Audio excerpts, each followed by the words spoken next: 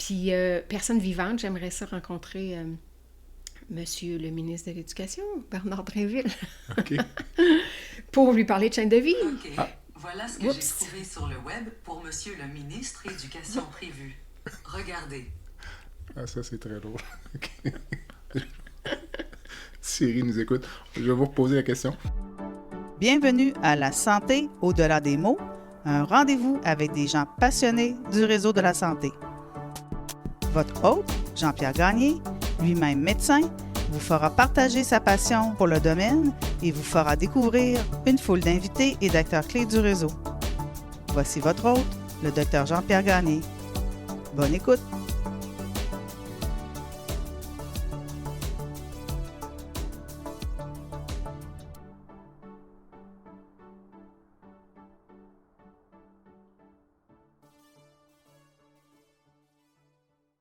Je reçois cette semaine Madame Sophie Thivierge, dont la fille Catherine, accompagnée de son amoureux Jérémy, est décédée accidentellement le 2 janvier 2020.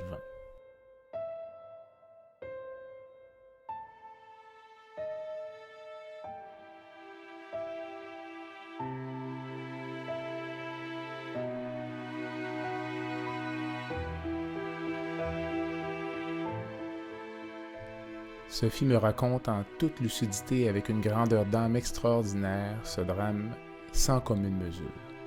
Sophie me parle de Catherine, de sa vie, de la façon de vivre avec l'absence, tant sur le plan personnel que familial.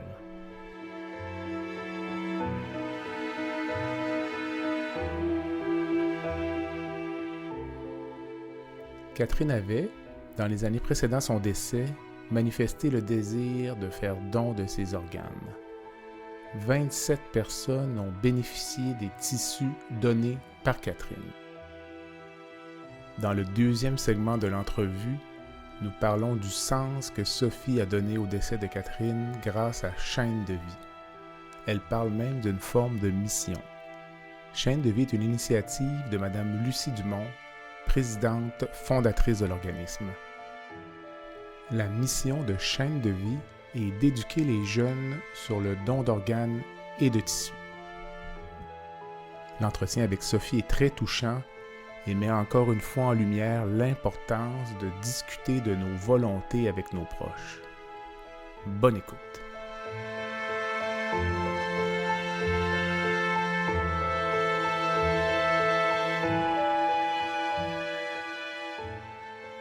Sophie, bon matin. Bon matin. Merci d'avoir accepté l'invitation du balado La santé au-delà des mots pour parler de votre fille Catherine, qui est décédée accidentellement le 2 janvier 2020, de son copain Jérémy. Oui. Si vous me parliez un peu de votre fille, on en a parlé récemment, là, donc, jeune fille brillante qui Oui. aspirait à faire des études de médecine même, je pense. Ben, c'est-à-dire qu'elle y avait pensé à un moment donné. Là, elle ne savait pas trop, là, mais elle Ouais. avait pensé, oui. Une jeune fille, elle avait la vie devant elle, elle avait toutes les possibilités, elle pouvait faire ce qu'elle voulait. On avait justement reçu la médaille du gouverneur pour elle après son décès, là, quelques mois après son décès. Tu sais, c'est une médaille qui récompense l'élève avec les meilleurs résultats scolaires, ça fait qu'elle avait l'avenir là, devant elle. Elle était étudiante en sciences de la nature, Jérémy aussi.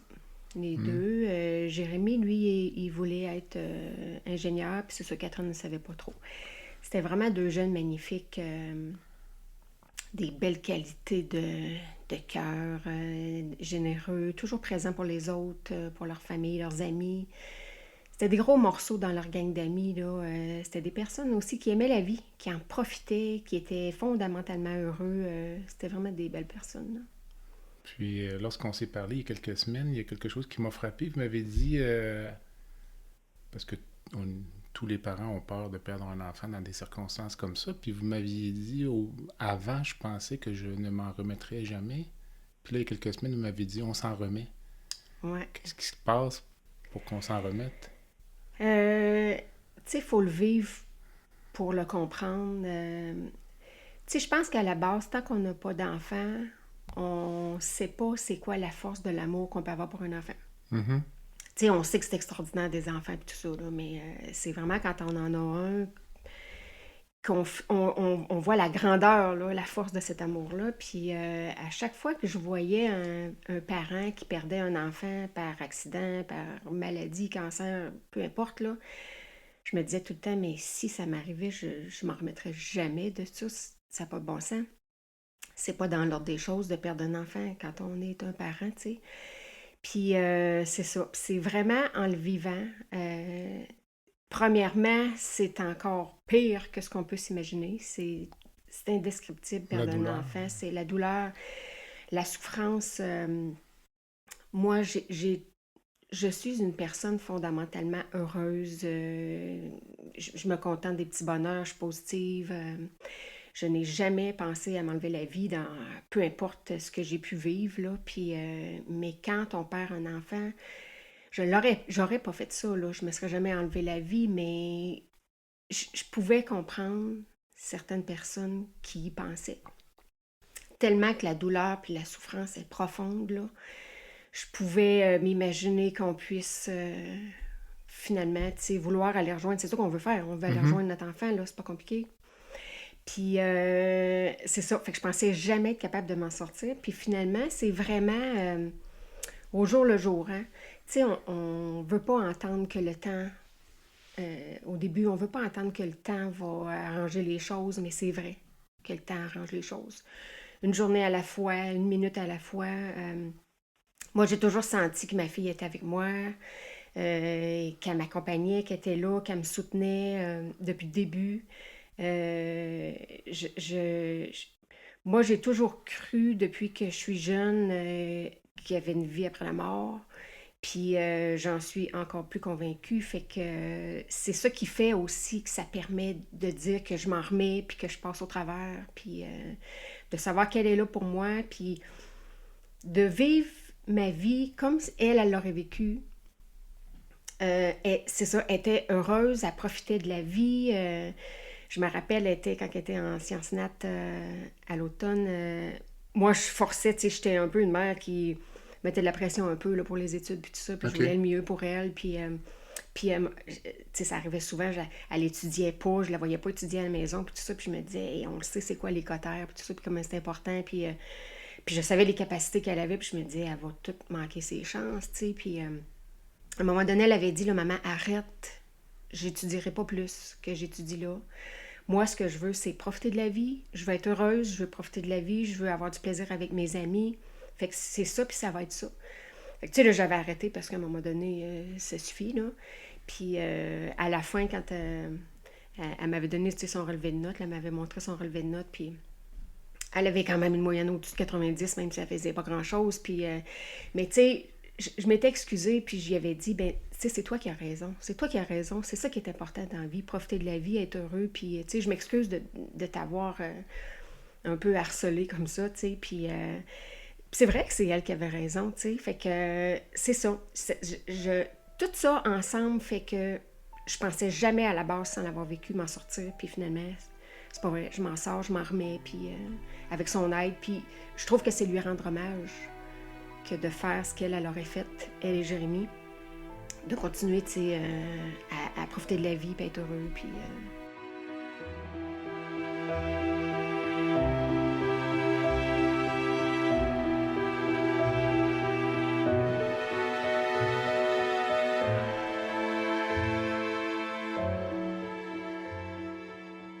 Au tout début, vous avez 2 autres enfants, Oui.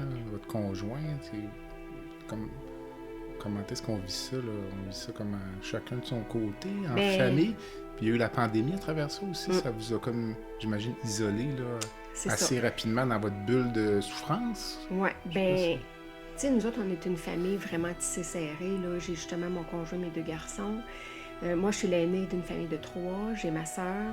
Moi, tu sais, j'ai 3 enfants. Ma sœur, elle a 3 enfants. Puis mon frère, il y en a 4.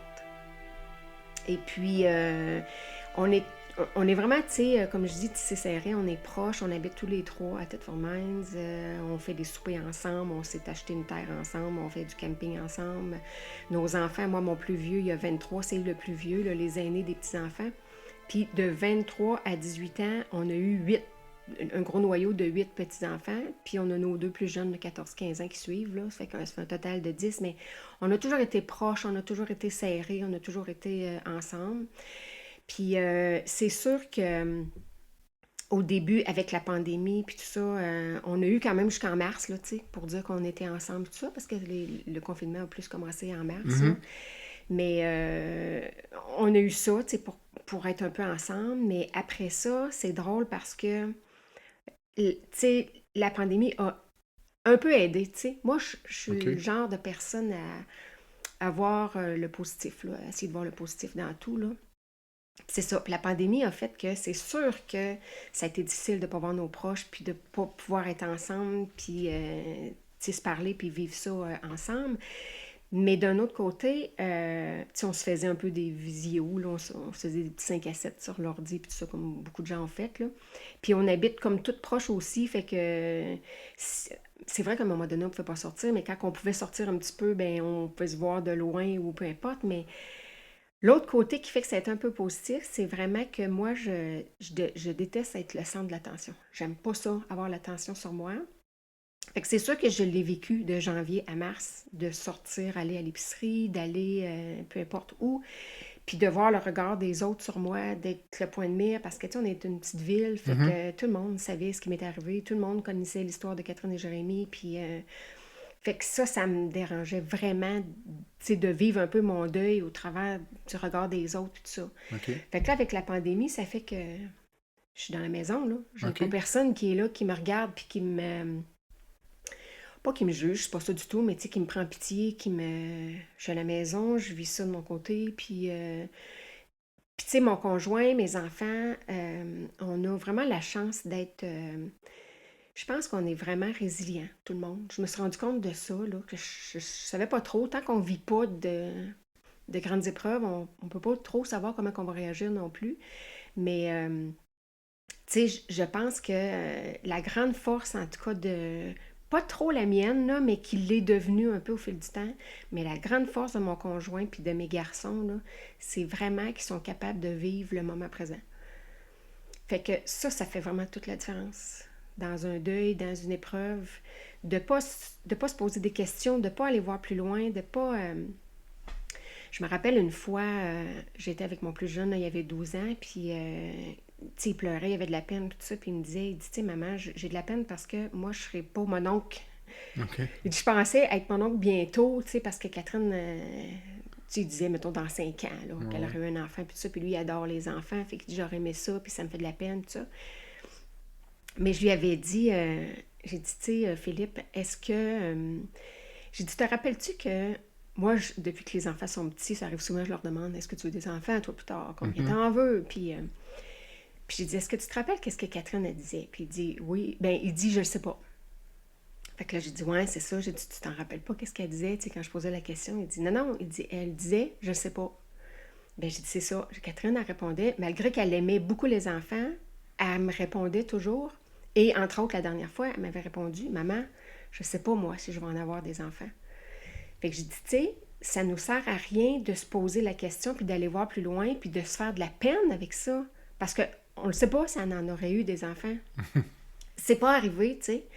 Puis j'avais rencontré une personne pour l'aider, là, Philippe, mon garçon de deuil jeunesse, là, une intervenante, une psycho-éducatrice, je pense, en tout cas. Puis elle m'avait dit que c'était correct ce que j'avais fait, l'intervention, puis tout ça, parce que, puis tu sais, ça m'avait aidé pour la suite aussi, parce qu'elle dit, c'est vrai que ça sert à rien d'aller voir plus tard. Ça sert à rien de se demander qu'est-ce qu'elle aurait fait, Catherine, plus tard, puis de me faire de la peine avec ça. Avec qui qu'elle aurait été, elle, en appartement, à l'université, avec ses amis, qu'est-ce qu'elle aurait fait? Ça sert à rien. Ça l'arrive pas, ça l'arrivera jamais, puis ça fait juste me faire de la peine, puis ça fait juste tourner le couteau dans le plaie. Fait que c'est ça. Fait que vivre le moment présent, mais c'est vraiment la grande force que mon chum et mes gars ont. Puis je veux dire, j'ai vraiment pris exemple sur eux, puis ça l'a aidé vraiment énormément. Fait que c'est ça. Puis pour la pandémie, ben ça l'a aidé mon plus jeune aussi, tu sais, d'une façon, parce qu'à un moment donné, il ne voulait plus aller à l'école. Parce que pour lui, c'était la même chose que pour moi. Il n'aimait pas ça avoir le regard des autres sur lui, puis de ne pas être comme les autres. Quand on a 12 ans, puis que les amis, c'est important, puis tout ça, c'est pas facile de sortir du lot, puis d'avoir le regard, puis de pas être comme les autres. Fait que lui, il était pas comme les autres, là. Fait qu'il a fallu à un moment donné arrêter l'école un peu. Puis là, tout d'un coup, la pandémie est Ça a arrivée, réglé le le problème. confinement, ça a réglé le problème. Puis personne n'allait à l'école.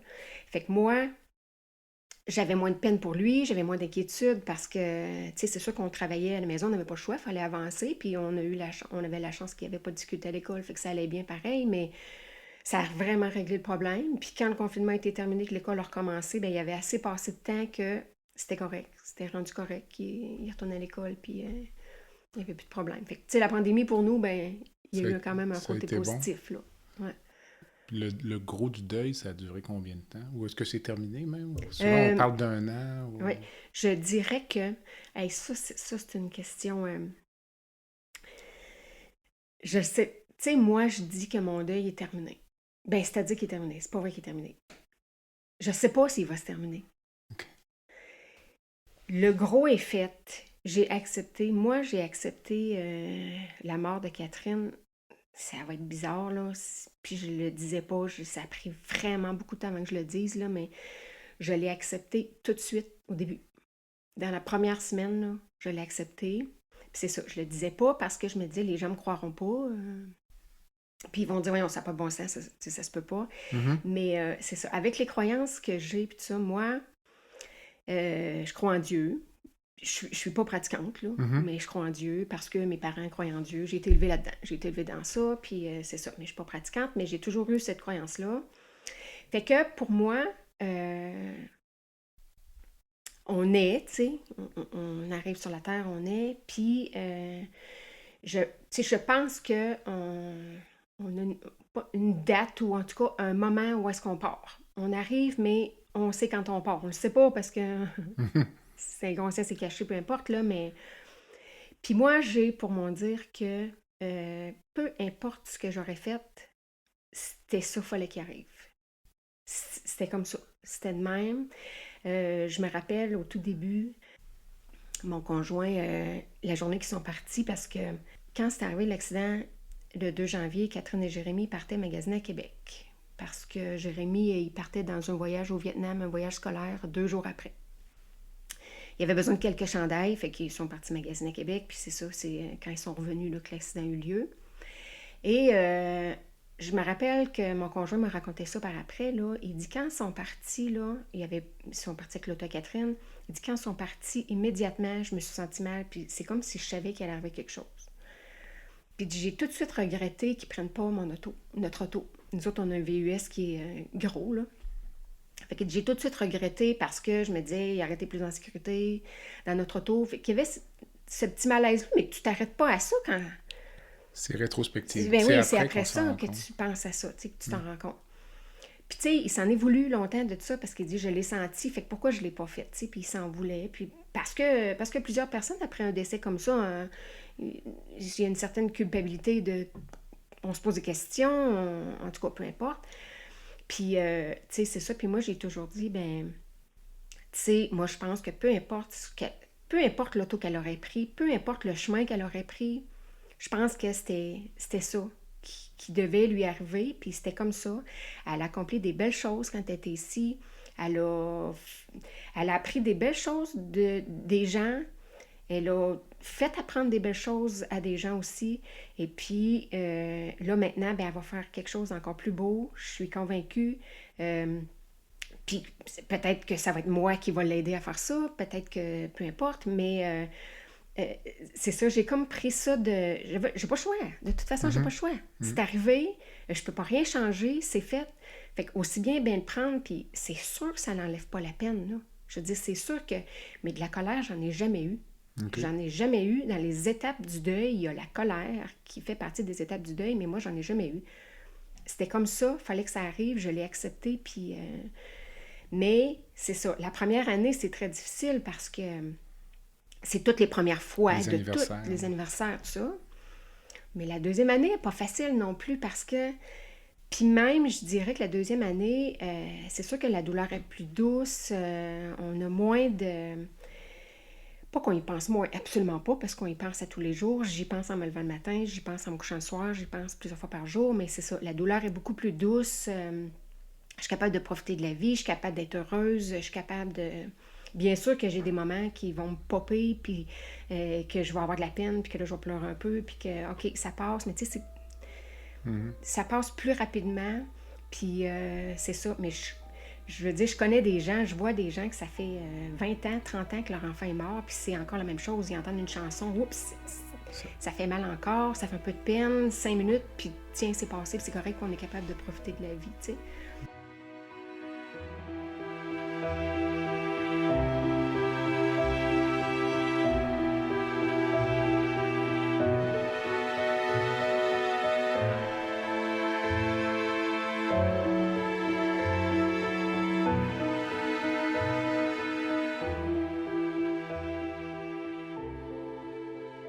Ça passe jamais complètement parce Non, que c'est ça. moi, en clinique, là, c'est moins le cas aujourd'hui, mais les gens avaient des grandes familles avant. Oui. Puis parfois, là, c'est plus rare, mais peut-être quand j'ai commencé à pratiquer il y a 20 ou 25 ans, parfois on rencontrait des dames âgées, là, 80, 85 ans, qui avaient eu comme 15 enfants. La plupart de ces gens-là avaient perdu 1 ou 2 enfants en bas âge à l'époque, là, parce que ça veut dire qu'on remonte dans les années 50. Oui. Puis parce que les dames en avaient eu 15, on avait tendance à penser que c'était pas grave s'il y en avait perdu un. Mais quand on évoquait ça, souvent on voyait la tristesse remonter. Là. Puis le décès pouvait dater de 50, 60 ans. Oui, oui. Puis ça partait jamais complètement. Oui, j'ai la personne qui a fait les funérailles de Catherine, là, c'est ça qui a comme animé là, les funérailles de Catherine et Jérémy. Là, les deux ont été en même temps. Je l'ai rencontré à l'hôpital par après. Là, mon père allait passer un examen, puis il est venu me voir, puis il me racontait ça parce qu'il est à l'hôpital aussi. Là, voyons, son titre m'échappe, là, mais en tout cas. Et puis, il me disait justement qu'il avait rencontré une dame là, qui était en fin de vie, puis 95 ans, puis il elle m'a parlé de sa fille qui était décédée à 18 ans, puis comme si c'était hier. Là. C'est ça. Fait que, tu sais, sur le coup, ça faisait pas si longtemps que c'était arrivé, ça m'a pas trop donné espoir que ça allait aller mieux. Mais je peux comprendre très bien la dame, là, après 3 ans. Vous m'avez dit que vous n'avez jamais ressenti la colère. Donc, avez-vous peur parfois que ça ressorte, là, que cette colère-là, finalement, c'est pas parce que vous ne l'avez pas ressentie, c'est parce qu'elle est restée en dedans? Oui. Puis que, je sais pas, dans 5 ans, dans 10 ans, la colère ressorte parce que non, pas du ça tout. Germait, là, tu sais, ou oui, non, pas du tout. J'ai vraiment pas l'impression que j'ai gardé quelque chose en dedans. OK. Puis que ça va fermenter, puis qu'un jour, ça va... non, j'ai vraiment pas cette impression-là. J'ai l'impression que j'ai sorti tout ce que j'avais à sortir quand j'avais à le sortir. Puis c'était vraiment plus de la peine puis de la tristesse. OK. Peu de questionnements. Tu sais, beaucoup vont demander pourquoi ça m'est arrivé à moi, pourquoi c'est arrivé à elle, pourquoi c'est arrivé là, pourquoi... Je n'ai eu un petit peu, mais pas beaucoup. Je le dis, j'ai vraiment accepté. Je sais pas comment je suis faite, là, mais je pense que c'est vraiment une chance que je sois faite comme ça. Parce que c'est ça, j'ai accepté, donc je n'ai pas cette colère-là. Puis c'est ça, moi j'écris, ça va aussi loin que moi j'écris sur Facebook à toutes les 2 du mois. Ça fait maintenant 3 ans et 2 mois que ma fille est partie, puis c'est ça, à toutes les 2 du mois, c'est comme si je lui écris à elle, un peu une lettre, puis ce que je ressens, ce qui m'arrive, puis je pense que c'est important de parler, puis dans l'écriture aussi, ça fait du bien pour faire sortir les choses, fait que c'est pour ça que j'ai pas l'impression que je garde rien. Mais aussi, quand je dis que ça va aussi loin que... Tout de suite, au début, c'est comme si je voyais que ma fille était avec moi, puis qu'elle m'envoyait des signes, puis je me suis mis à voir des cœurs, puis tout ça, puis plein de cœurs. Puis là, je me suis mis à mettre des photos sur Facebook à chaque 2 du mois, de plein de beaux cœurs que je voyais, puis que je recevais. Puis souvent, dans des moments que c'était plus difficile, là, que j'étais plus souffrante, que j'étais plus en détresse. Puis je me suis mis à mettre ça. Puis là, les gens se sont mis à m'en envoyer. Okay. Les gens se sont mis à m'envoyer des cœurs qu'ils voyaient, ils les posaient, ils me les envoyaient, puis ils me disaient comment ça leur faisait du bien, à eux autres aussi, de voir ça, puis de penser à moi et à ma fille, puis ça a comme fait connaître Catherine d'un certain sens, puis au travers de tout ça, puis tu sais, dans le fond, je me dis que ce soit vrai ou pas, là, je sais pas, moi, je suis jamais morte, j'ai jamais été en rouge, je sais pas que ça a l'air... À la limite, je sais même pas si c'est vrai. Moi, j'y crois, là, mais je sais pas. Il n'y a pas personne qui est revenu me le dire. Mais moi, de croire ça, ça me fait du bien. Mhm. Ça me fait du bien, ça me fait passer au travers, ça me réconforte, ça m'aide. Fait que pourquoi pas? Pourquoi pas? Je vois un cœur, ça me fait du bien, ben c'est ma fille, tant mieux. Puis j'y crois, puis c'est ça que moi je trouve qui est important, de croire à ce qui nous fait du bien. Puis un jour, ben, on le saura. On va le savoir. On va le savoir. Vous disiez tout à l'heure qu'au tout début, vous n'aimiez pas ça aller dans le public, là, une petite ville, puis tout le monde se connaît, tout le monde vous regardait. Mais pour ce qui est des proches, les amis, la famille, lorsqu'on vit quelque chose comme ça, qu'est-ce qu'on attend de nos proches? Parce que nous, quand on a quelqu'un qui vit ça, des fois, pour l'avoir vécu récemment, on se dit, est-ce qu'on est mieux d'appeler la personne, ne pas l'appeler? On l'appelle, on n'a pas grand-chose à dire. C'est tellement épouvantable. Ouais. C'est comme... Il faut faire attention non plus. Parfois, on peut essayer de faire des choses pour réconforter, puis ça peut offusquer. Oui, des fois, ça peut être maladroit. Ben, exactement, C'est de dire, pas- écoute, ouais. inquiète-toi pas, je sais pas, je donne un exemple complètement grossier, de dire, ben, c'est déjà arrivé à d'autres personnes, tu vas t'en sortir. Oui, Puis dire ça à quelqu'un, oui. c'est complètement inutile. C'est ça, il y a Mais quelqu'un qu'est-ce qui qu'on m'a dit, attend finalement, ou qu'est-ce Ouais, il y a qu'est-ce qu'on déjà- attend de nos proches? C'est ça, il y a déjà quelqu'un qui m'a dit ben, t'es pas la première à qui c'est arrivé, puis tu seras pas la dernière. Puis je le sais absolument que c'était pas pour mal faire. Là. C'est que Mais t'es ça malade. sert à rien. Non, ça sert à rien. Je pense que ce qu'on attend des autres, tout simplement, c'est qu'ils soient présents pour nous sans nécessairement parler. OK. On n'a pas besoin d'entendre des paroles, on n'a pas besoin. Puis je le sais que c'est ça qui est difficile pour les autres parce que c'est difficile le silence, c'est difficile d'accompagner, c'est difficile parce qu'on est impuissant, on ne sait pas quoi dire justement. Mais c'est ça, d'être présent. Puis moi, ce que j'aimais pas me faire demander, là, c'était comment tu vas? Non, j'aimais pas ça, me faire demander ça parce que qu'est-ce que tu veux que je réponde? C'est sûr que ça va pas. Mais je vais-tu te dire, ben non, ça va. Puis tu sais, le réflexe qu'on a, c'est toujours de dire, ben ça va bien. Ou ça va mieux. Ouais. Mais ça, j'aimais pas ça, me faire dire ça. Ou me faire dire, hey, crème, toi, t'es forte, moi, j'aurais jamais passé au travers. Ben non, je suis pas forte. J'ai pas le choix. Ouais. Mais... Donc, qu'est-ce que vous aimiez? Juste la présence? Juste la présence ou de me faire dire, ben je pense à toi. Tu sais, un petit coucou sur Messenger, sur texto, par téléphone, appeler, ben regarde, je pense à toi, là.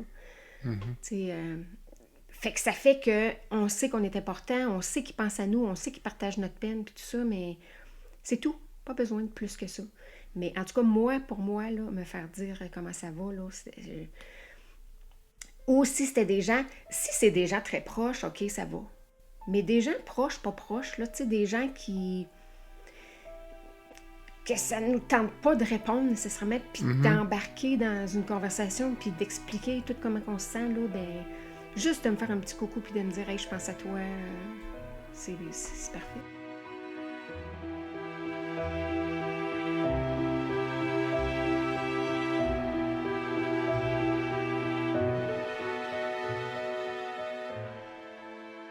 Comment est-ce qu'on continue à être une mère dans des circonstances comme ça? Parce que vos garçons, ils vieillissent. Oui. On peut pas les garder en cage.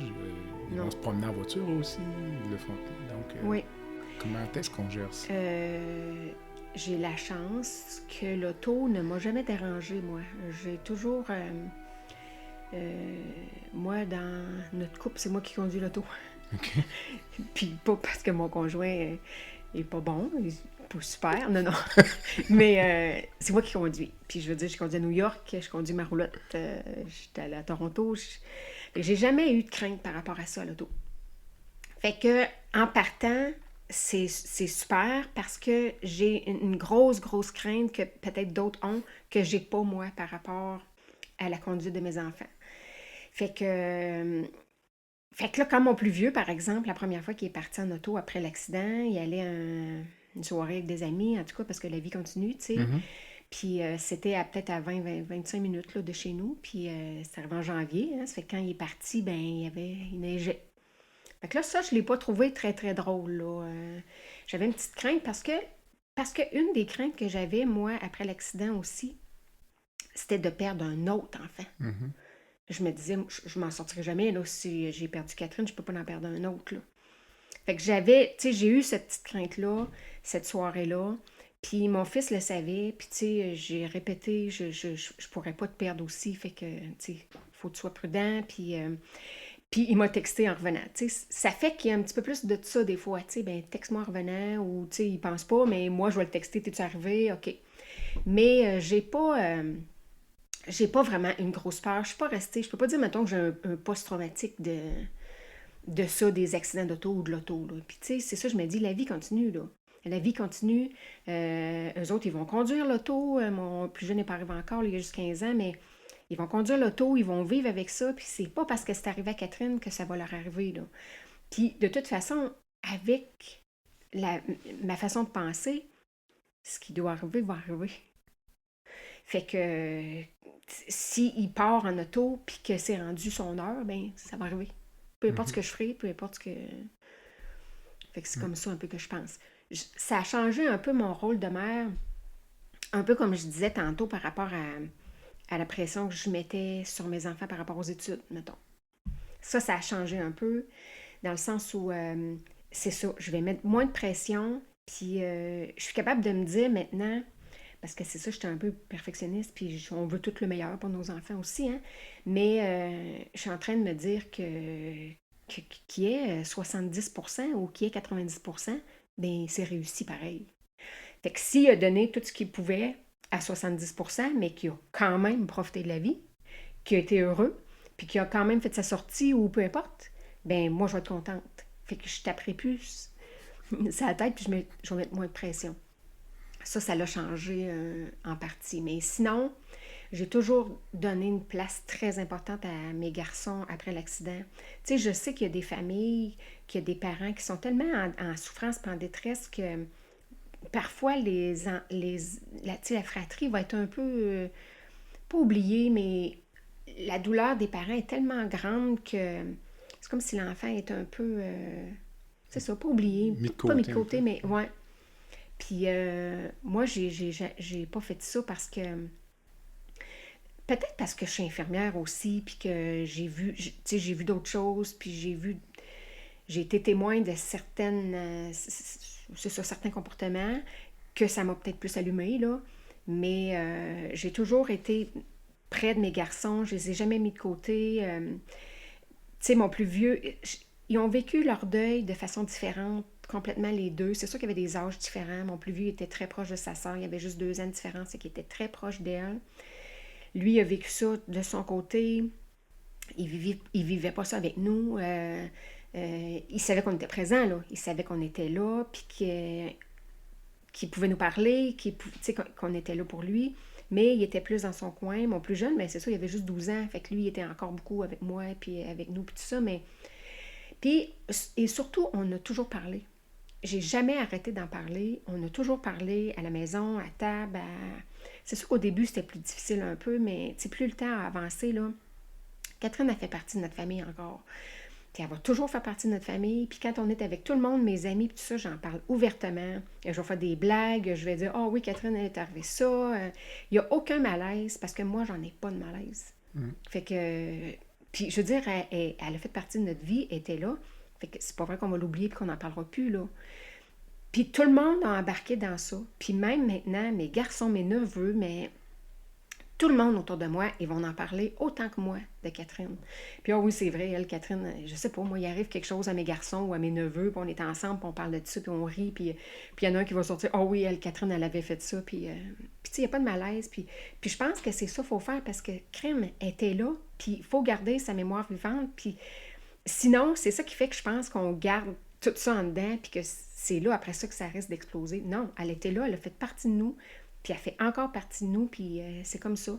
Puis c'est ça, j'ai respecté le deuil de mes garçons. Je suis allée, tu sais, j'ai respecté eux autres, comment ils vivaient ça.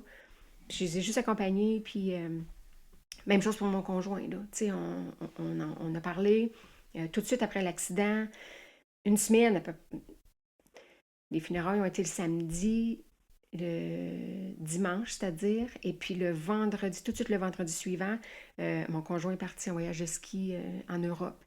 Mais parce que c'était prévu. Ça faisait des mois que c'était prévu, ce voyage-là. Puis je veux dire, ça faisait quelques voyages qu'il faisait, c'était pas son premier, puis c'est un voyage qu'il adore faire, il fait ça avec des amis, il était avec mon beau-frère. Fait qu'il n'était pas question qu'il manque. Tu sais, moi, je savais, en partant, il me l'a demandé, là, il s'est posé la question, mon beau-frère, la même chose avec ma sœur. Parce que on y va-tu pas, ça n'a pas de bon sens, il me semble que ça n'a pas de bon sens d'aller en voyage, ça vient d'arriver, puis tout ça. Puis, tu sais, moi, il n'y en était pas question. Ça fait des mois, ça va te faire du bien. Ma soeur, elle va venir habiter. Ma soeur est venue avec ses enfants habiter chez nous. Fait qu'on a habité nous autres chez nous. Eux autres ont fait leur voyage de ski. Je vous dirais pas que c'était le plus beau voyage de sa vie, là, c'est Non. sûr, mais il y a quand même eu du support des gens qui étaient là avec lui, puis tout ça. Moi, je l'ai eu ici, puis je suis certaine, puis c'est toujours ça qui me guide aussi dans ma façon d'avancer, c'est que je suis certaine que Catherine, c'est ça qu'elle voulait. Elle voulait que son père aille au ski. Elle savait comment ça lui faisait plaisir. Puis mon conjoint, il travaille tout le temps. 6 jours sur 7. C'est ça, il y a un commerce, il y a une boucherie, on a une boucherie. Puis depuis qu'on est ensemble, ça fait 32 ans, ça va faire 33 ans qu'on est ensemble, et puis on n'a jamais eu 2 semaines de vacances ensemble. Le plus long qu'il y a de vacances, lui, dans la vie, c'est 1 semaine. Puis souvent, il est obligé d'aller à la boucherie. Fait que ces vacances-là, tu sais, je dis pas que ça aurait été des vacances ordinaires qu'il fait à chaque année ou 2 fois par année. Non, il n'y en a pas de vacances, lui. Fait que ça, c'était important, ça allait lui faire du bien, fait que c'est pour ça. Mais lui, il m'aurait respecté. Si j'avais dit, je préfère que tu y ailles pas, il n'aurait pas été là. Mm-hmm. Mais tu sais, je me guide tout le temps, je me dis, qu'est-ce que Catherine, elle voudrait? Puis j'étais certaine que Catherine voudrait qu'elle aille au voyage. Fait que vas-y, puis c'est ça. Partout dans ma vie, peu importe ce que je fais, là, souvent, je vais... Tu sais, c'est ça, je vais faire ma vie en me disant, ben, c'est pas que ça gère ma vie, là, c'est pas ça du tout, mais je sais que Catherine, c'était une jeune fille qui pensait beaucoup aux autres. Justement, elle était tout le temps là pour les autres. Puis, j'essaie de penser comme elle penserait. C'est ça. Fait que, On prend une courte pause. Le podcast La santé au-delà des mots est une présentation du groupe conseil Beauchamp, Beaulieu, Dessureau, Toupin de la financière Banque nationale Gestion de patrimoine. Comme nous croyons que la santé financière fait partie de la santé globale, nous sommes heureux de nous joindre au Dr Jean-Pierre Gagné pour vous souhaiter une bonne saison de La santé au-delà des mots. Tu veux lancer ton propre podcast, mais tu ne sais pas comment t'y prendre? Pas de problème. Mouton Marketing peut t'accompagner de la conception au lancement. Envoie ton idée de podcast à bonjour@gomouton.com. bonjour@gomouton.com. L'univers du podcast t'attend.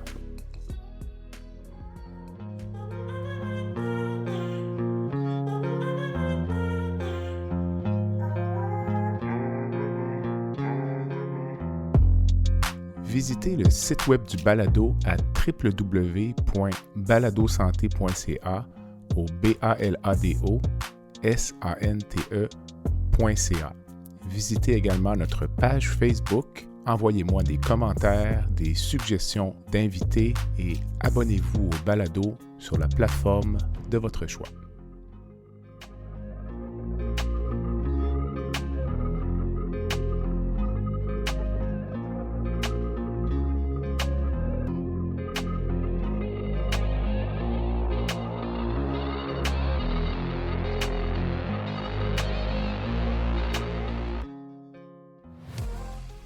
Sophie, un événement comme ça, du point de vue extérieur, on dit que ça n'a aucun sens, la vie n'a aucun sens. Puis vous, finalement, j'ai lu sur le site de Chaîne de vie que finalement, il fallait donner un sens à ça. Donc, quel sens donnez-vous au décès de Catherine? ben là, premièrement, tant qu'à parler de Chaîne de vie, je vais juste dire un petit peu, c'est quoi là? Mm-hmm. Chaîne de vie, c'est un organisme qui veut sensibiliser les jeunes entre 15 et 17 ans à l'importance du don d'organes et de tissus pour qu'ils deviennent, ensuite, les jeunes deviennent des ambassadeurs de la discussion en famille, puis qui apportent cette discussion-là à la maison, puis qui en parlent avec leurs parents, tout ça, de leur volonté de faire leur don après leur décès. C'est un programme qui est donné dans les écoles secondaires, en secondaire 4-5, là, 4 ou 5, tout dépendant des écoles. Dans le cours d'anglais, ça dure 4-5 périodes environ. C'est une unité pédagogique, là. Donc, comment j'ai connu ça, Chaîne de vie, c'est que, comme j'écris sur Facebook, là, à un moment donné, J'écris que je viens de savoir, peut-être 3-4 mois, je ne me rappelle pas, après le décès, que je viens de savoir, parce que Catherine a donné de ses tissus à son décès, fait que je viens de savoir à combien de personnes, ou en tout cas combien de dons Catherine a fait. Fait que, et là, je suis contente, je suis fière, tout ça. Puis il y a quelqu'un qui me répond, c'est une de mes amies, mais c'est une enseignante de Catherine. Elle me répond, Julie, elle dit, Sophie, elle dit, ça me touche beaucoup ce que tu dis là, parce qu'elle dit, moi, j'ai enseigné chaîne de vie à Catherine. Et puis, je trouve que tu devrais vraiment faire connaître leur histoire à Catherine et Jérémy à chaîne de vie. Fait que là, moi, je la contacte en privé, je sais pas c'est quoi, elle m'explique un petit peu, je fais des recherches sur Internet puis tout ça. Et là, je contacte Madame Lucie Dumont, qui est la présidente fondatrice de chaîne de vie. Fait que, puis là, on est devenus proches depuis ce temps-là. Là. Ça a commencé là, puis on est devenus très proches, puis on a fait beaucoup de collaborations ensemble, puis tout ça. Puis là, pourquoi je dis ça qu'il faut donner un sens? Parce que justement, ça n'a tellement pas de bon sens de perdre son enfant, ça se peut pas, c'est pas dans l'ordre normal des choses. Fait que je pense que pour bien s'en sortir, faut donner un sens, j'appelle ça un peu comme notre mission, tu sais, trouver quelque chose qui va faire que c'est ça qui va nous porter, tu sais, puis qui va nous faire avancer. Donc, Paul et moi, Paul, c'est la mère de Jérémy, on a décidé de s'investir dans la chaîne de vie, et puis pour faire connaître le don de tissu. Parce que le don d'organes, c'est vraiment connu, tu sais, on connaît tout ça, de quelqu'un qui va, pas qu'on connaît tout quelqu'un, mais je veux dire, on connaît ça, un don, le cœur, les poumons, les reins, le foie, peu importe, là. Mais on connaît très peu le don de tissu. On va connaître les dons de cornée, ça, on connaît ça. Mais à part de ça, on ne connaît pas ça beaucoup. Fait que nous autres, on s'est dit que ça allait être vraiment une belle façon de faire connaître le don de tissu, mais de faire connaître nos enfants aussi, tu sais, parce que, puis pour pas qu'ils soient oubliés, parce qu'une des craintes qu'on a aussi quand on perd quelqu'un, peu importe, là, un enfant ou un parent, ou, tu sais, peu importe, c'est que la personne soit oubliée. Mhm. Fait que nous autres, on s'est dit, ben, on va faire un 2 en 1, on va faire connaître le don de tissu, on va s'impliquer dans ça, dans la chaîne de vie, puis on va faire connaître nos enfants par le fait même. Mais le don d'organes avant le décès de Catherine, ça avait été discuté sans famille ou Oui, dans c'est quelles ça. circonstances? Parce que je dois dire que moi, personnellement, je n'ai jamais discuté de ça avec mes enfants. Ouais. Donc, Tu sais, je me rappelle pas trop, là, mais je sais qu'on était autour de la table, un souper, là. Je présume que... il me semble que j'ai comme un petit flash, là. Je me demande si on n'avait pas reçu, moi, ou peu importe, là, notre carte d'assurance maladie, il fallait signer don d'organes et tissus, là, la journée qu'on reçoit ça. Tu sais, on peut signer notre carte, puis... c'est là qu'on avait discuté. Puis tout le monde était d'accord. Tu sais, moi, j'avais donné mon point de vue, mon conjoint ne savait pas trop, puis tu sais, on avait discuté, puis tout ça, puis les enfants, ils étaient d'accord, eux autres aussi, puis ils avaient signé leur carte, puis moi, j'avais signé, tu sais, celle de mon plus jeune qui n'avait pas 14 ans encore, donc c'est ça. Fait qu'on avait discuté, je pense que c'était peut-être 3-4 ans avant l'accident, là. OK, quand même. Oui. OK. Puis je sais que Jérémy, là, c'est la même affaire dans sa famille aussi. Paul a dit, je sais pas pourquoi, une journée comme ça, Jérémy m'avait demandé, maman, qu'est-ce que tu penses de ça? Puis elle dit, on avait discuté, puis c'est ça, lui aussi, il était d'accord. Fait qu'on connaissait les volontés de nos enfants avant même l'accident, là. OK. Puis tu sais, nos 2 enfants n'ont pas pu faire de don d'organes parce que moi, Catherine est décédée sur le coup, là, dans l'accident là, d'une fracture cervicale. Fait que c'est sûr que le don d'organes, ça fonctionnait pas. Puis Jérémy, la même chose, lui, il est décédé dans le transport en ambulance, là. Ça fait que... Mais pour les dons de tissus, on a jusqu'à 24 heures après le décès pour prélever les tissus. Fait que là, ça fonctionnait. Pour les gens là, qui nous écoutent, quand on parle de tissu, on va parler des os, Oui. Catherine, elle a donné les cornets, Jérémy aussi. Jérémy a donné seulement les cornets parce que lui, comme il allait à un voyage au Vietnam, il avait reçu des vaccins. Ah. Mettons 3 semaines avant le départ. Fait que là, à cause de ces vaccins-là, les tissus, ça ne fonctionnait pas. Il ne pouvait pas donner plus que ça. Mais Catherine a donné, c'est ça, des cornets, elle a donné des tissus vasculaires, des artères, des valves cardiaques, des tissus osseux, des os, des tendons. C'est ça qu'elle a donné. Puis elle a donné ça pour une possibilité de 27 receveurs. C'est vraiment énorme, comme on m'a dit chez Emma Québec, parce que, tu sais, en moyenne ou pas, là, mais en tout cas, partout les sites et tout ça, ce qu'ils nous disent, c'est que ça peut aller jusqu'à 20. Fait qu'ordinairement, tu sais, 20, c'est pas mal le maximum, mais Catherine, ça a été 27. Mais tu sais, elle avait 17 ans, elle était en pleine santé, en pleine forme. Ses tissus, il était beau, il était sain, là. il est en santé, ça fait que c'est ça. Qui vous a contacté pour le consentement? Oui, la manière ça fonctionne, c'est pareil comme pour le don d'organes. Ça s'est fait à l'hôpital. Nous autres, on était chacun dans notre hôpital. Nos enfants n'étaient pas à la même place, là. Puis on a été abordés de la même façon, là. C'est un membre du personnel qui vient nous voir, infirmière, là. Puis là, il nous parle de ça, puis il nous demande si on est d'accord. Tu sais, comme moi, ils m'ont dit, ben votre fille avait signé sa carte de don d'organes et de tissus, donc est-ce que vous voulez, vous êtes d'accord avec ça? Puis, tu sais, je sais qu'ils ont fait la même affaire avec Paul aussi, là. Puis, c'était sûr qu'on était d'accord. Il n'y a pas eu de... Aucune hésitation? Aucune hésitation, aucun questionnement. On avait parlé, on le savait, on avait parlé, on connaissait leur volonté.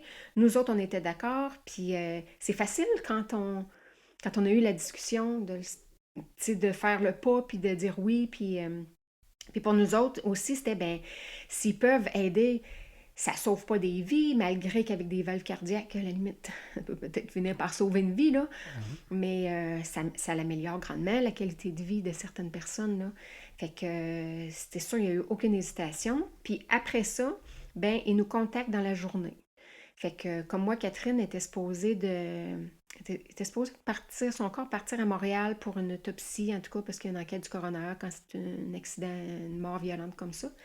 Puis finalement, vu qu'elle faisait don de ses tissus, c'est Emma Québec qui ont gardé son corps à Québec, là, qui ont fait l'autopsie avec en même temps que le prélèvement des tissus. Puis c'est ça. Fait que là, ils nous appellent dans la journée, puis ils nous font un questionnaire, un gros questionnaire là, de santé, là. Puis c'est sûr que des fois, on n'est pas capable de répondre parce que, tu sais, ma fille avait 17 ans, est-ce que... je connais peut-être pas tout de sa vie, là, ou quelqu'un qui, je sais pas moi, qui a 30 quelques années, sa vie sexuelle, tu sais, ça va très, très, très loin, les questions, là, pour savoir un peu les habitudes de vie, la santé, puis tout ça, puis les maladies antérieures, et puis tout ça. Fait que ça, c'est comme ça que ça se passe. Puis, je me rappelle pas, tu sais, c'était quand même la journée après l'accident, là. J'étais quand même en choc, puis tout ça, mais je pense que c'est moi qui ai demandé... Ou c'est eux autres qui m'ont offert, là, je me rappelle pas, mais de me dire c'était quoi les tissus qu'ils avaient prélevés.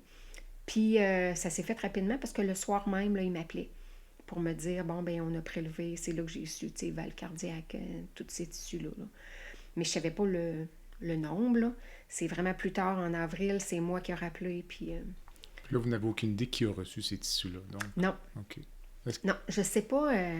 Je me suis jamais informée parce que je sais que pour les dons d'organes, c'est confidentiel. Tu sais, le donneur ou la famille du donneur n'a pas le droit de contacter, de savoir qui sont les receveurs et vice-versa. Donc, j'ai présumé que c'était la même chose pour les tissus, là. Je pense pas qu'on a le droit de savoir qui a reçu quoi, là. Okay. C'est sûr que c'est pas que j'aurais nécessairement aimé... Je fais ma vie avec, puis c'est correct, puis je suis déjà contente, puis très fière de ma fille, tu sais, d'avoir fait ça, puis de savoir que, justement, la qualité de vie de plusieurs personnes est améliorée, là, avec ces tissus. Mais des fois, j'aimerais ça savoir un peu... c'est une femme de 24 ans qui a reçu telle affaire, un homme de 65, tu sais. Des fois, j'aurais envie de savoir ça un peu, mais surtout... Qu'est-ce que ça a changé dans leur vie, tu sais? Qu'est-ce que ça a amélioré? Des fois, j'aurais envie de savoir ça un peu, mais, tu sais, ça gâche pas ma vie quand même, là, même si je le sais pas, là. Je parlais à Mme Linda Paradis récemment, là, qui est greffée pulmonaire. Oui. Puis je me rappelle bien, elle m'avait dit qu'elle ne voulait pas savoir de qui venaient les organes, parce que, si je me rappelle bien, elle me disait, parce que ça veut dire que ça peut être la famille de n'importe qui que je croise dans la rue. C'est comme si ça augmentait un peu la reconnaissance. Elle était reconnaissante envers tout le monde. OK. Parce qu'elle ne pouvait pas savoir, là. Ça pouvait être quelqu'un au coin de la rue, donc c'était peut-être ben justement, son drôle. enfant ou son conjoint. Ouais. Donc, J'ai vu Madame... ça enlevait ce désir de savoir. Ouais. J'ai vu Madame Paradis, justement, j'avais fait une conférence là, dans un cégep en mai dernier, là, ça va faire 1 an, pour Chaîne de vie, justement. Puis elle était là aussi comme conférencière. Puis quand elle est venue me voir, puis qu'elle a su que moi, j'étais la mère d'une donneuse, là, elle m'a pris dans ses bras, elle pleurait, puis elle disait merci, merci. Tu sais, je me disais, mon Dieu, moi, ma fille, c'est même pas des organes, c'était des tissus, puis elle était reconnaissante, puis elle avait avait de l'émotion, puis tout ça, puis je peux comprendre Ça un peu, rejoint là. ça, Ouais.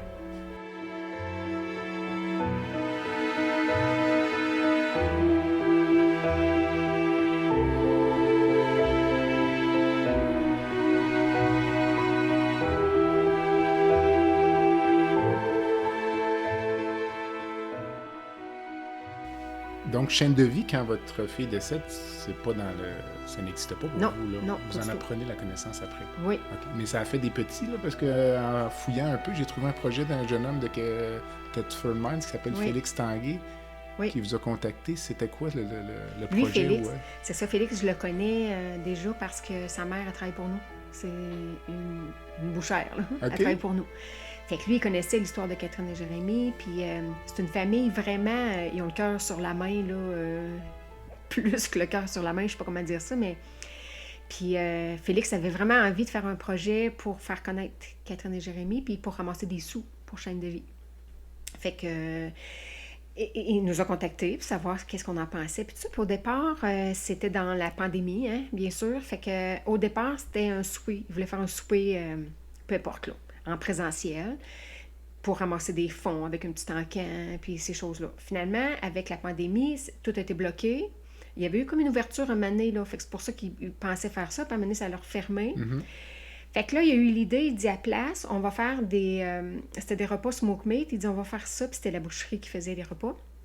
Et puis, il dit, on va faire ça pour ramasser des sous, puis les gens viendront chercher les repas à la boucherie.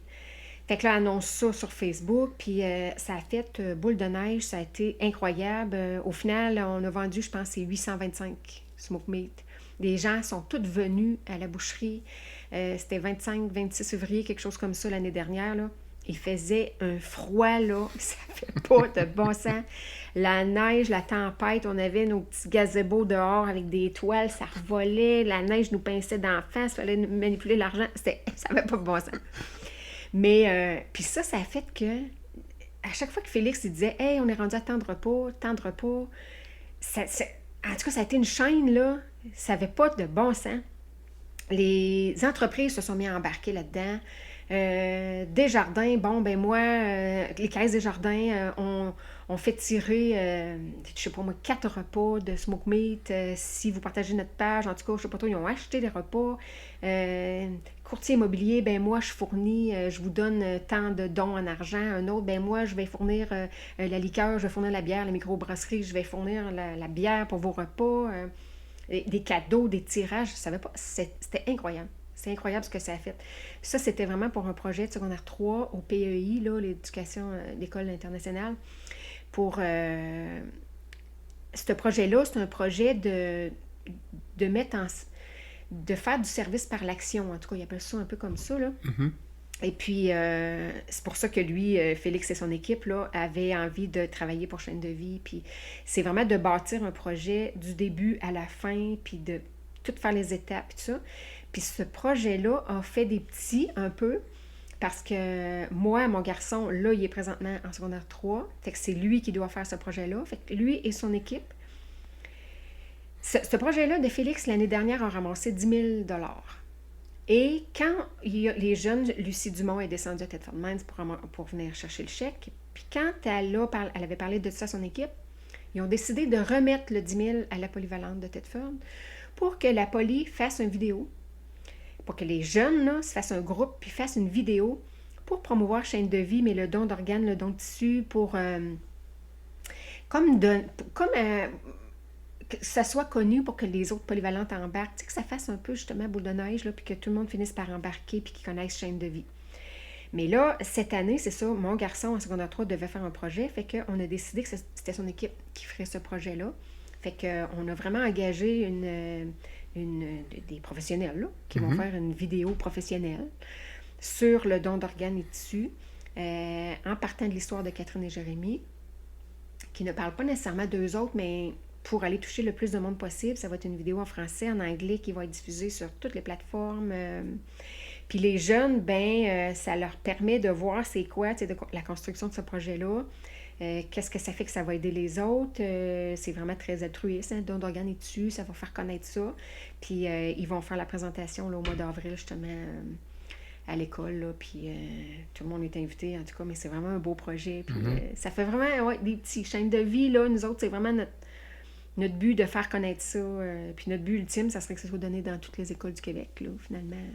C'est ça, parce qu'à la base, ce qu'on n'a pas dit, c'est qu'à la base de tout ça, c'est un cours d'anglais de langue seconde, si je ne me trompe pas. Oui. De dire, on va parler en anglais dans le cadre du cours, finalement, d'anglais langue seconde. On va parler du don d'organes. Oui, Ça part de ça. Oui. On ne penserait jamais se retrouver avec... à vendre des smoke meat à moins 40. Ah, c'est ça. Au vent. Oh non, les doigts gelés. Il y avait même une entreprise qui était venue nous porter une grosse chaufferette là, à nos pieds qui poussait de la chaleur. C'était incroyable.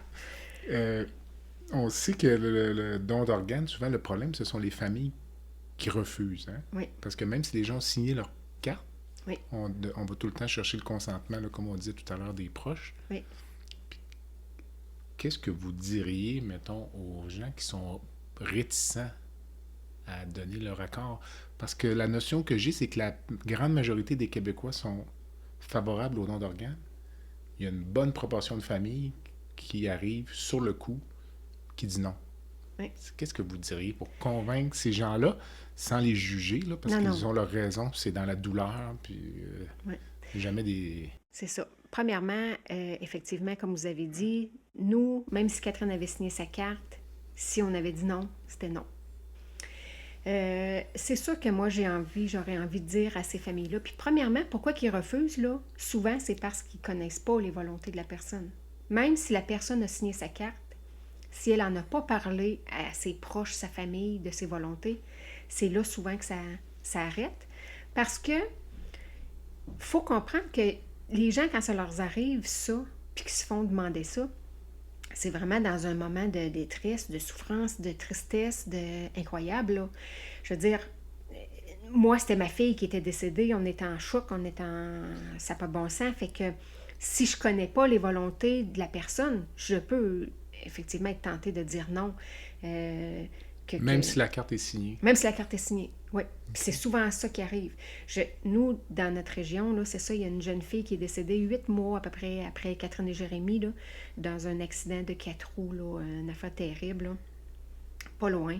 Puis elle pouvait donner ses organes, elle avait signé sa carte, mais finalement, je connais pas trop l'histoire, mais ça a fini que ça n'a pas fonctionné, en tout cas. Là, les parents, je pense que ils ne savaient pas trop les volontés. Je pense que la mère, oui, mais le père, non. Puis en tout cas, puis c'est tellement souffrant, là, dans ce moment-là, que c'est facile de dire non. Puis, c'est plus facile. Oui, c'est vraiment plus facile. Avec tout ce que vous avez raconté tout à l'heure de questionnaire. C'est ça. Fait que, mais moi, ce que je peux dire à ces familles-là, c'est que je trouve que ça fait tellement la différence après. Tu sais, de savoir que notre enfant, notre père, tu sais, peu importe qui décède, là, de voir que cette personne-là va changer la vie d'une autre personne, va améliorer sa vie, sa qualité de vie. En tout cas, moi, pour ma part, là, ça fait toute la différence dans mon deuil. La fierté que j'ai de savoir que ma fille a fait ça, de savoir que ça a permis de la qualité de vie et la vie de cette personne-là qui attendait après une greffe, mais pas juste de cette personne-là, de sa famille, de son père, de sa mère, de peu importe, là. C'est ça que j'ai envie de dire à ces familles-là. Ça fait vraiment une différence dans l'avancement de notre deuil, c'est ça, la fierté qu'on a. Puis tu sais, on a parlé déjà de le consentement présumé, là. Moi, le consentement présumé qui est... que maintenant, pas que maintenant, mais admettons qu'il y aurait une loi votée pour ça, là, ça serait que maintenant, ça serait pas qu'il faut signer notre carte pour donner nos organes, mais ça serait qu'il faudrait signer notre carte, par exemple, pour ne pas les donner, que tout le monde serait des donneurs maintenant. Avant, j'étais pour ça, tu sais, je me posais pas trop de questions, puis je me disais, oui, ça devrait être comme ça. De toute façon, on meurt, puis ça sert à quoi de garder nos organes les années que nous autres, ça sert à rien. Mais maintenant, c'est très mitigé. Je suis pas vraiment pour ça, dans le sens où, puis c'est vraiment Lucie Dumont de Chaîne de vie qui m'a vraiment allumée là, par rapport à ça, qui m'a tout expliqué ça. Là, je vais dire, pas n'importe quoi, là, mais j'ai pas les dates, j'ai pas les années, j'ai pas les affaires, mais tu sais, en gros, c'est ça. Mettons comme l'Espagne, là, ça a été vraiment le premier pays qui ont adopté le consentement présumé. Dans les premières années qui ont adopté cette loi-là, il n'y a pas eu plus de dons d'organes. Il n'y en avait pas plus. Puis il n'y avait pas plus de greffes. Puis je comprenais pas, puis c'est ça. Puis Lucie Dumont m'a expliqué, elle m'a dit, tu sais, Sophie, elle dit, le personnel médical, même si c'est un consentement présumé, le personnel médical va toujours en parler à la famille pareil. C'est ça qui s'est passé là en Espagne. Elle est toujours en parler à la famille pareil et demandait toujours l'avis de la famille. Puis comme il n'y avait pas plus de discussion, puis pas plus de sensibilisation, puis pas plus d'éducation par rapport à ça, bien, les familles qui disaient non, bien, le personnel médical respectait la décision de la famille. Parce qu'il n'y a pas de personnel médical, ou en tout cas très peu, qui vont aller quand même contre les volontés de la famille, loi, pas loi, ou tu sais, c'est ça. Fait que, c'est ça qu'elle me disait, c'est vraiment important, ce qui est important, c'est vraiment la sensibilisation, c'est vraiment d'en parler. C'est ça qui va faire la différence.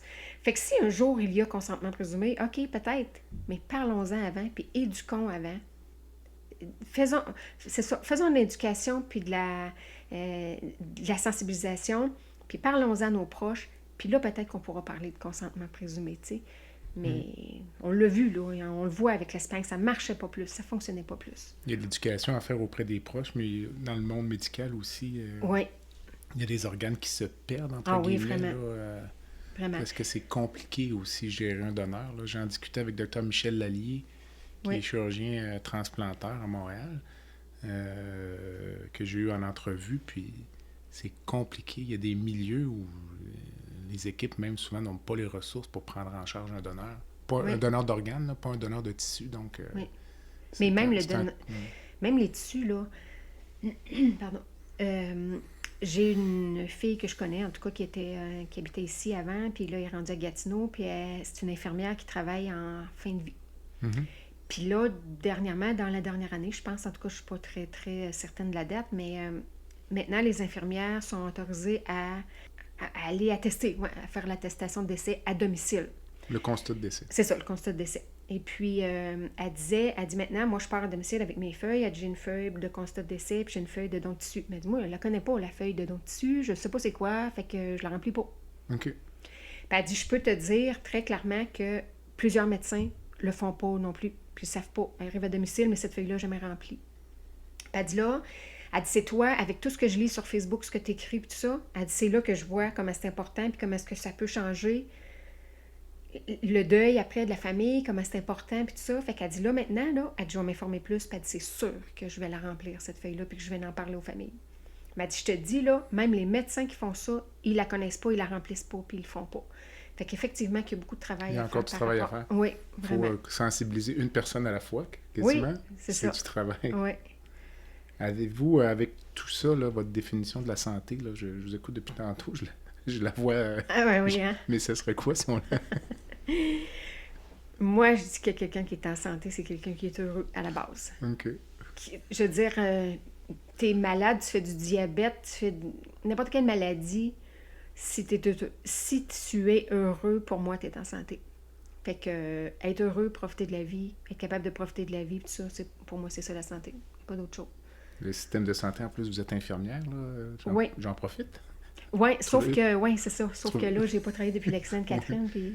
Trouvez-vous qu'on a un bon système de santé malgré tout ce qu'on entend? Ou... Oui, je trouve quand même qu'on a un bon système de santé. Je vivrais pas ailleurs, là. Okay. C'est sûr que l'accès aux soins à tous, là, ça, c'est la base, là, c'est extraordinaire. C'est sûr qu'on est un peu sur des charbons ardents, puis on est à éteindre des feux, là. C'est ça qui est dommage, parce que c'est ça. Mais, je veux dire, c'est ça, je ne changerais pas de place. Faut voir, faut apprécier ce qu'on a aussi, tu sais. Je veux dire, c'est sûr que c'est pas évident de... Il y a plein de lacunes, il y a plein de faiblesses, mais tout le monde en a, puis tu sais, c'est qu'il faut travailler. Il va falloir travailler encore plus fort.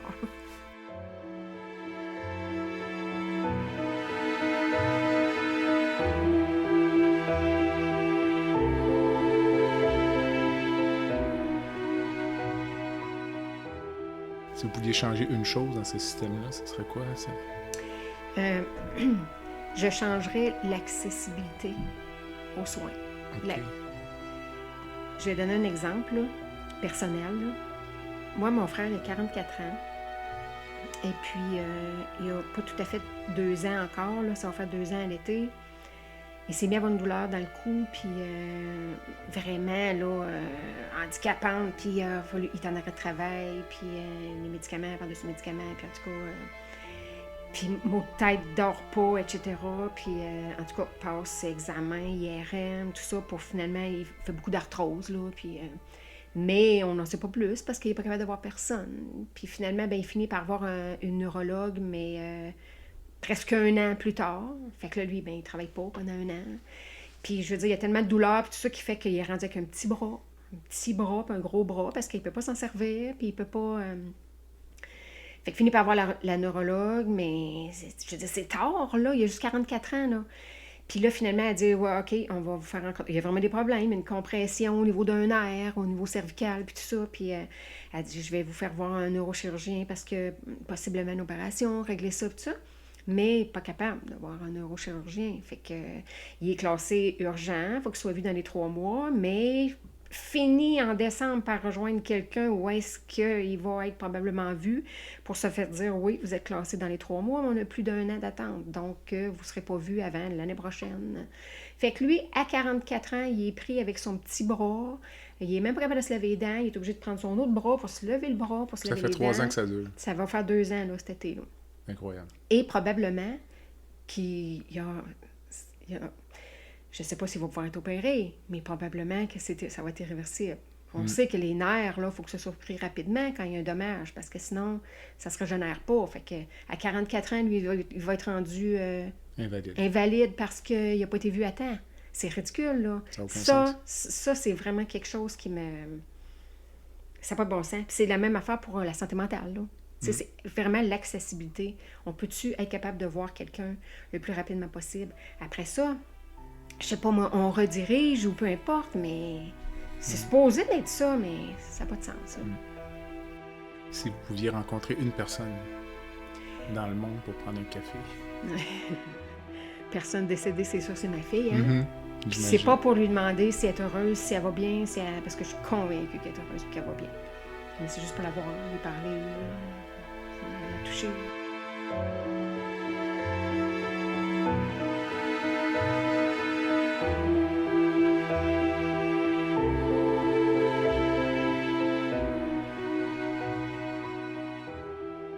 Et puis, pour une personne vivante, bien, c'est monsieur le ministre, monsieur de l'Éducation, monsieur Bernard Drinville, bien sûr, pour lui parler de chaîne de vie. OK. Pour qu'il puisse... si lui ne peut pas faire rien, je ne sais pas qui peut faire ça, mais pour qu'il puisse enfin rentrer chaîne de vie dans toutes les écoles du Québec. Tu sais, je me dis, qui de mieux que les jeunes pour changer quelque chose? Tout à fait. Les jeunes sont remplis de bienveillance, c'est des gens généreux, ils veulent bien faire, ils veulent que ça aille bien, puis tout ça, fait que pourquoi pas les sensibiliser, puis déjà à la base, pour qu'après ça, en faire une société... J'essaie d'imaginer une raison pour laquelle ce ne serait pas dans un cours d'anglais ou dans une autre structure. Je ne vois pas. Ouais. Il n'y a aucun effet secondaire négatif. Non, pas du tout. Mais au niveau de l'éducation, là, je me suis fait dire que on ne peut pas enseigner au secondaire tout ce qu'on veut. On ne peut pas apporter tout ce qu'on veut. Il y a vraiment des programmes d'établis, Puis, Chaîne de vie, c'est vraiment un programme, je pense que c'est un des seuls programmes qui ne fait pas partie du programme, vraiment là, officiel, au niveau de l'éducation, qui a été rentré dans le cours d'anglais, qui est accepté dans le cours d'anglais. Puis c'est parce que c'est en anglais que ça allait être accepté, parce qu'il y avait plus d'espace là, en anglais que dans tout autre cours. Mais ce n'est pas offert partout, là, dans le moment. Non, dans notre école, on l'a, mais c'était juste le PEI qui l'avait parce qu'il y avait comme un peu plus de cours, ou en tout cas. Là, maintenant, c'est avec l'histoire de Catherine et Jérémy, c'est vraiment toute l'école qui va l'avoir, qui l'a en secondaire 5, là. Mais c'est ça. Mais ça serait vraiment important d'avoir ça dans toutes les écoles. Je sais qu'il y a plus d'une centaine là, d'écoles polyvalentes qui l'ont présentement. Aux Îles de la Madeleine. Lucie Dumont est allée former des profs aux Îles de la Madeleine cet automne. De plus en plus, il y en a, mais c'est loin d'être toutes les écoles, puis ça serait important, là, je trouve. J'ai envie de boucler en revenant presque au début. Là. J'ai une amie très proche qui a vécu récemment là, ce que vous avez vécu il y a 3 ans. Là. Avec le recul, qu'est-ce que vous diriez là, à une famille là, qui vit dans le moment ce que vous avez vécu il y a 3 ans, puis il y a comme l'impression Qu'on s'en on sortira s'en pas sortira jamais. pas. Ouais. Qu'est-ce que vous leur diriez? Ben c'est ça. J'ai envie de leur dire que le deuil d'un enfant, ça se fait. Ça se fait parce que je le fais présentement. Puis je suis pas mieux qu'un autre, je suis pas meilleure qu'un autre, mais c'est vraiment, comme je l'ai dit tantôt, de vivre le moment présent. Une journée à la fois, 1 minute à la fois, des fois. De pas se faire, tu sais, de pas aller voir plus loin, puis de se faire de la peine. De vivre la peine quand on a à la vivre. Puis, je veux pas leur dire que le temps va arranger les choses parce qu'on veut pas l'entendre, là, comme j'ai dit au tout début, là, mais c'est vrai que c'est vrai. C'est vrai que le temps fait son temps, puis une journée à la fois, c'est un petit peu moins pire. On rit un petit peu plus l'autre journée d'après, puis c'est ça. Puis moi, ce que je me rappelle de ce que je voulais entendre au tout début, c'était « Est-ce que je vais être heureuse? Y a-t-il quelqu'un qui peut me dire que je vais être heureuse encore un jour? Ça va-tu arriver, ça, que je vais être heureuse encore un jour? » Tu sais, avoir de l'espoir que ma vie n'est pas finie. Parce que notre vie est finie quand ça arrive, là. C'est terminé. On a l'impression qu'on va avoir un nuage noir au-dessus de notre tête qui va rester là pour le reste de notre vie. Mais c'est pas vrai.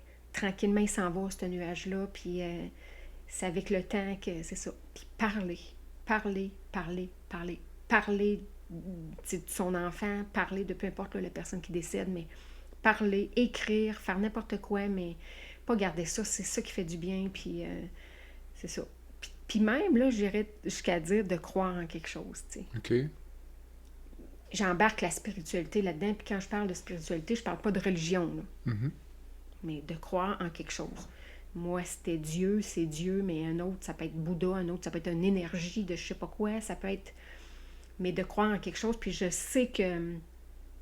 Tu sais, j'ai beaucoup de contacts, là, je suis infirmière, je travaille pour un médecin, je connais beaucoup de médecins, tout ça, puis je sais qu'il y en a plusieurs qui m'ont dit qu'ils l'ont vu dans leur pratique, que ça fait vraiment... Il y a vraiment une différence entre les gens qui croient, tu sais, dans le deuil, là, dans l'avancement du deuil, entre les gens qui croient en quelque chose puis les gens qui croient pas.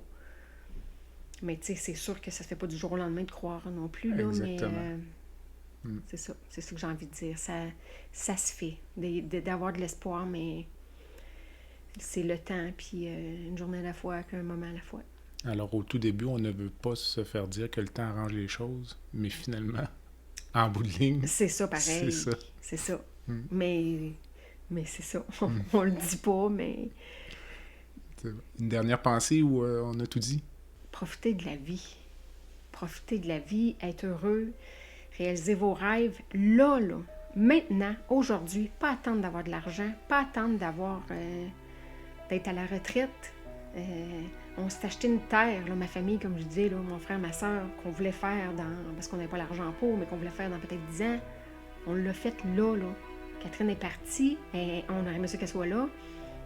Il est trop tard, mais c'est pas vrai tout le temps là. De toute façon, c'est tout le temps avec nous, mais faut réaliser nos rêves là.